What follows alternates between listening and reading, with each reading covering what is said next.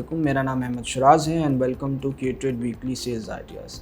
हमारी हर वीक कोशिश होती है कि वो स्टॉक्स जो कि सेल्स पॉइंट ऑफ व्यू से हम हाईलाइट करना चाहते हैं या जिन स्टॉक्स के हवाले से हम आपको कुछ बताना चाहते हैं तो वो हम अपनी रिपोर्ट में हाईलाइट करते हैं और वीडियो की फॉर्म में आपको प्रेजेंट करते हैं। इसका मकसद यही होता है कि आप उस मटीरियल को स्टडी कीजिए एंड अपनी इन्वेस्टमेंट चॉइसेस कीजिए। सबसे पहले बात कर लेते हैं एग्रो फर्टिलाइज़र्स की। इस वीक हमने ईफर्ट को इस वजह से हाईलाइट किया है कि हमने देखा है कि बजट के अंदर गवर्नमेंट ने प्रो एग्रीकल्चर बजट पेश किया, जिसमें ऑब्वियसली सीड्स के हवाले से जो कस्टम ड्यूटीज़ थी उनको हटाया गया। इसी तरह जो फार्मर्स के लिए उनको भी रिलीफ दिया गया।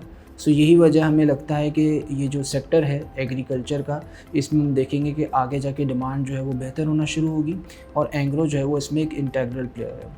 एग्रो की अगर हम बात करें तो इनके जो रेवेन्यूज़ हैं उसके अंदर हमें एक अच्छी खासी ग्रोथ देखने को मिली, 37% की हमें ग्रोथ देखने को मिली। बॉटम लाइन में भी जो है वो हमें 17% की जो है वो ग्रोथ देखने को मिली। इसी तरह सबसे जो फ़ायदा होता है एग्रो को वो ये होता है कि सेक्टर जो है वो इन्फ्लेशन से इंसुलेटेड है, तो इनको अगर कोई प्राइजेस पास ऑन करनी पड़ती हैं तो वो उनके लिए कोई प्रॉब्लम नहीं होता। एंड यही वजह है कि हमने देखा था कि लास्ट टाइम भी जब गैस प्राइसेस बढ़ी थी तो कंपनी ने बहुत ही एफर्टलेसली अपनी प्राइजेस को जो है वो बढ़ा दिया था। अगर हम मई की बात करें तो मई के महीने में हमने देखा है कि डिमांड में थोड़ा सा रिवर्सल हमें देखने को मिला है और यूरिया सेल्स जो है वो 10% बढ़ी है। ये भी एक अहम चीज़ ये है कि हमने देखा था कि पहले क्वार्टर में जो एग्रो है उसका 34% मार्केट शेयर था यूरिया स्पेस के अंदर।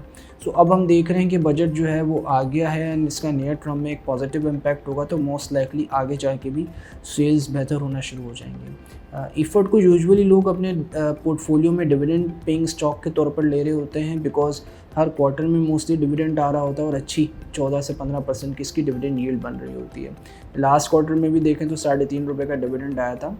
ऑल्दो बजट के अंदर जो सुपर टैक्स के मेजर्स हुए हैं उसकी वजह से हम देखेंगे कि पूरे सेक्टर में 10 से 12% की अर्निंग्स की हमें प्रॉफिटेबिलिटी में एक गिरावट तो नज़र आएगी, बट ये है कि वो चीज़ें जो है वो सस्टेनेबल होती हैं बिकॉज ये प्राइजेस पास ऑन करके अपने मार्जिन्स जो है वो मेंटेन कर लेते हैं और ये हमेशा से हम देखते आए कि ईफर्ट अपने मार्जिन्स जो है वो मेंटेन कर लेता है।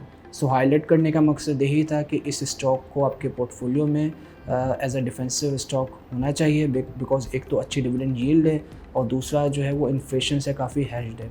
K-Trade की जो टारगेट प्राइस है स्टॉक के लिए वो ₹90 है।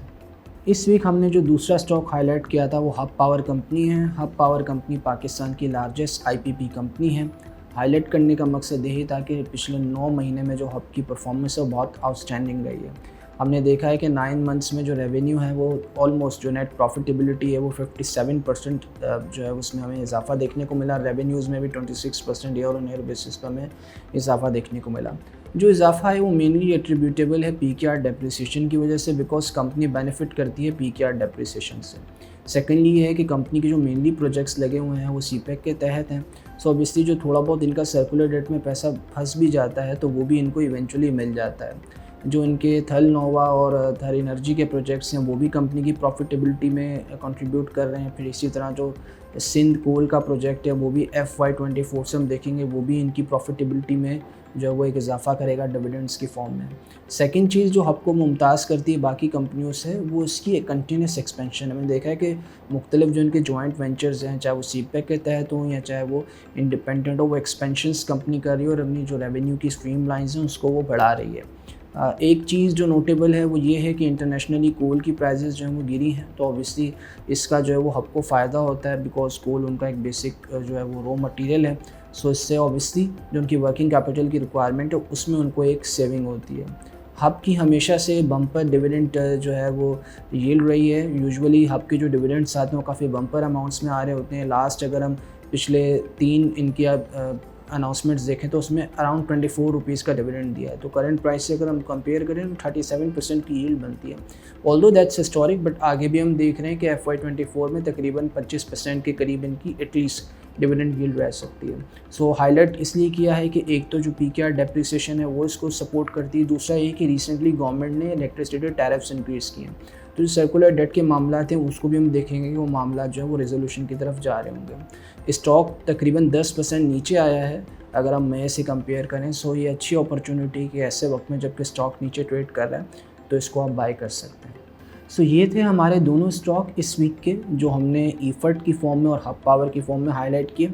दोनों stock basically dividend paying stock हैं और हमारी कोशिश यही रहती है कि वो स्टॉक्स आपको रिकमेंड करें कि जिनका एक अच्छा पैटर्न है, जो कि एक अच्छा रिटर्न ऑन इन्वेस्टमेंट आपको दे रहे होते हैं। ये दोनों स्टॉक जो है वो के ट्रेड रिसर्च कवर करती है। आपकी मज़ीद कोई भी क्यूरीज हो तो आप हमारी टीम से कॉन्टैक्ट कर सकते हैं।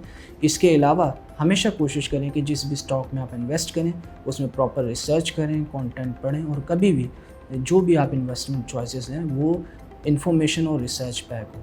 इसके अलावा अपना बहुत ख्याल रखिएगा। Thank you.